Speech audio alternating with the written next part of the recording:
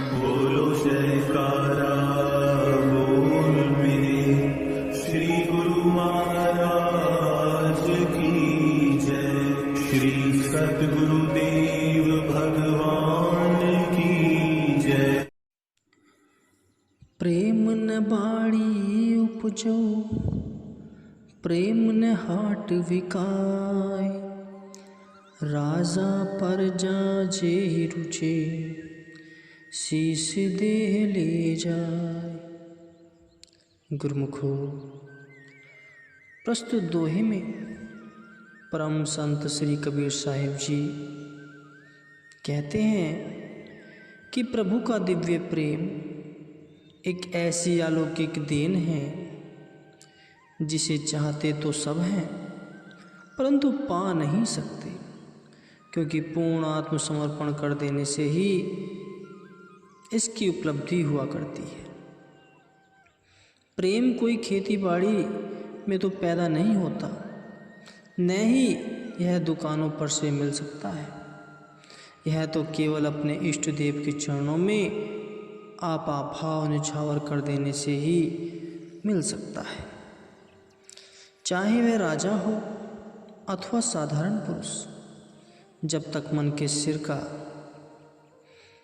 बलिदान न किया जाए तब तक इस अद्भुत प्रेम को कोई नहीं पा सकता।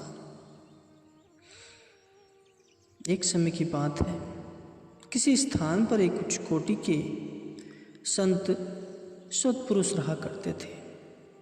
उनके सत्संग, प्रचार व परमार्थ के कार्यों की प्रशंसा की चारों तरफ धूम मची हुई थी,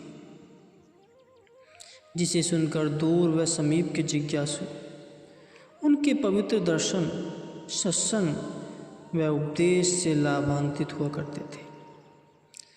जैसा भी जिज्ञासु उनकी संगति में आता, उसके साथ वैसा ही वार्तालाप किया करते थे।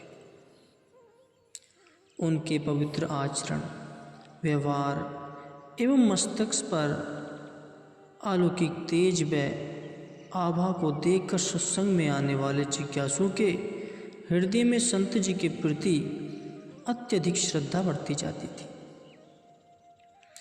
एक बार का वृत्तांत है कि जो जिज्ञासु आश्रम पर आए और उन्होंने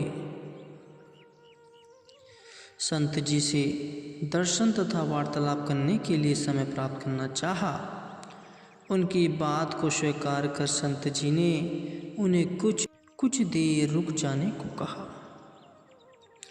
तत्पश्चात उनमें से एक जिज्ञासु को अपने निकट बुलाया और पूछा, कहिए आपका कैसे आना हुआ। तब जिज्ञासु ने सादर विनय की, महाराज, मैंने सुना है कि आप प्रभु प्रेम का मार्ग दर्शाते हैं। इस भावना से ही मैं आपके पास आया हूँ। आप कृपा करके मुझे ईश्वर प्रेम पाने का साधन बतलाइए।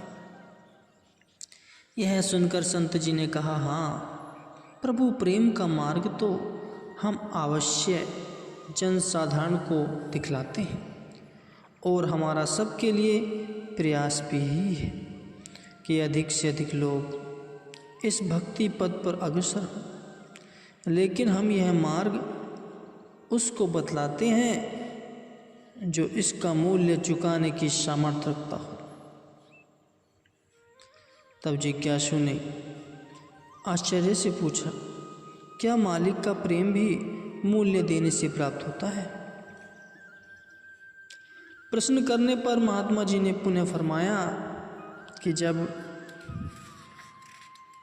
दुनिया की कोई नश्वर वस्तु भी बिना मूल्य के उपलब्ध नहीं हो सकती, तो क्या मालिक का सच्चा प्रेम बिना मूल्य के प्राप्त हो जाएगा? यह सुनकर वह और भी विस्मित हो गया। कुछ देर मौन रहने के पश्चात उसने कहा, महाराज, आप प्रेम का मूल्य बता दें। यदि मेरे पास धन होगी तो अवश्य दूंगा। वास्तव में वह जिज्ञासु मालिक के प्रेम का मूल्य सांसारिक धन की समझ रहा था। महात्मा जी ने जिज्ञासु के प्रेम की कीमत पूछने पर कहा कि हमने धनाढ्य व निर्धन दोनों के लिए प्रेम का मूल्य एक समान रखा है, परंतु कोई इस कीमत को अधिक समझकर प्रेम को छोड़ जाते हैं और कोई उसको सस्ता समझकर खरीद ले जाते हैं।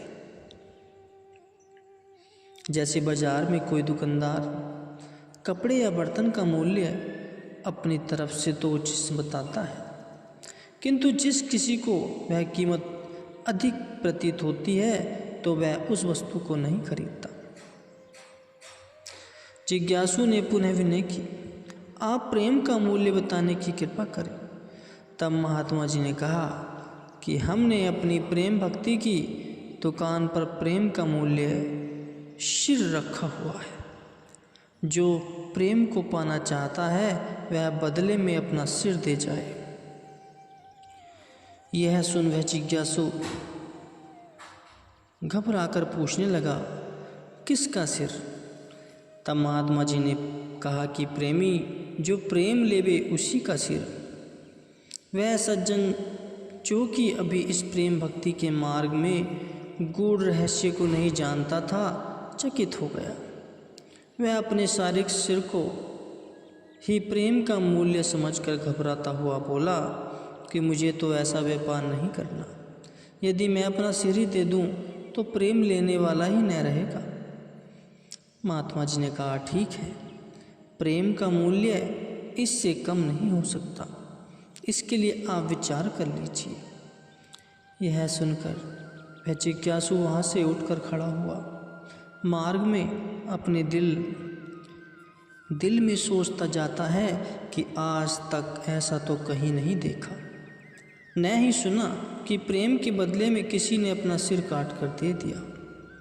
मुझे तो महात्मा जी की बात समझ नहीं आई।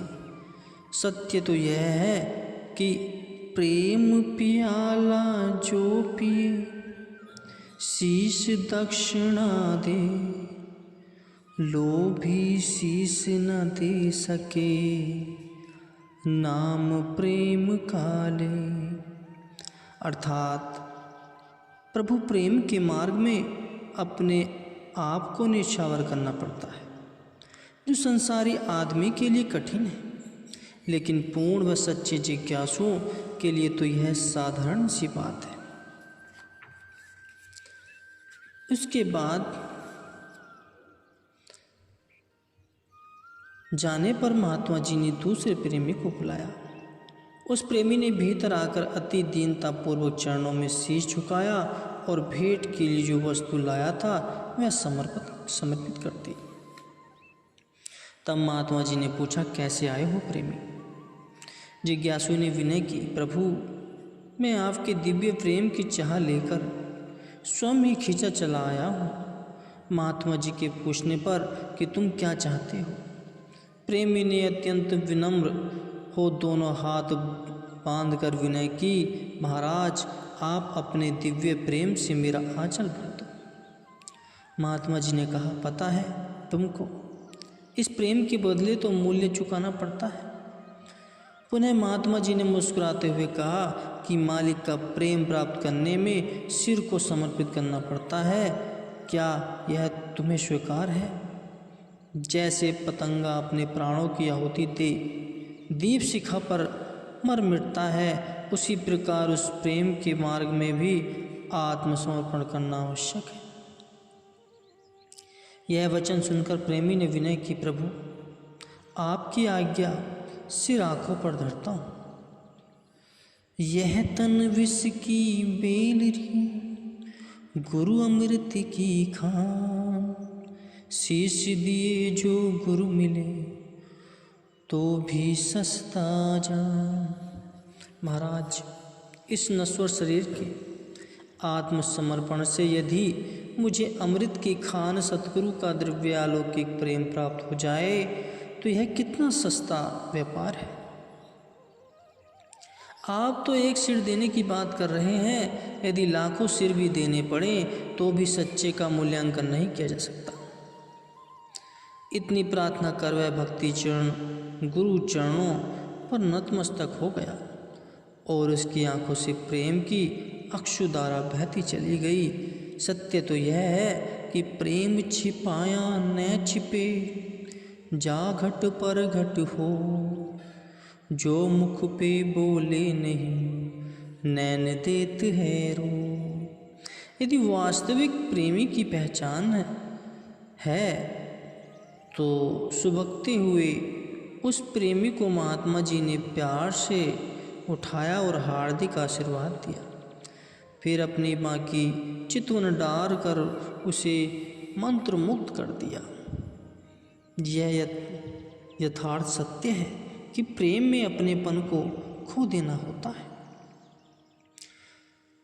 तात्पर्य यह है कि उत्तम संस्कार वाले जीव संत पुरुषों की शरण में जाकर अपने जीवन को प्रेम और प्रभु की भक्ति के दिव्य रंग में रंग लेते हैं। महापुरुषों के दिल में तो सब जीवों के प्रति प्रेम की भावना होती है, परंतु जिज्ञासु की श्रद्धा व भाव जिस प्रकार का सतगुरु से होगी उसी प्रकार का ही उसे सतगुरु का पावन प्रेम उपलब्ध हो सकेगा।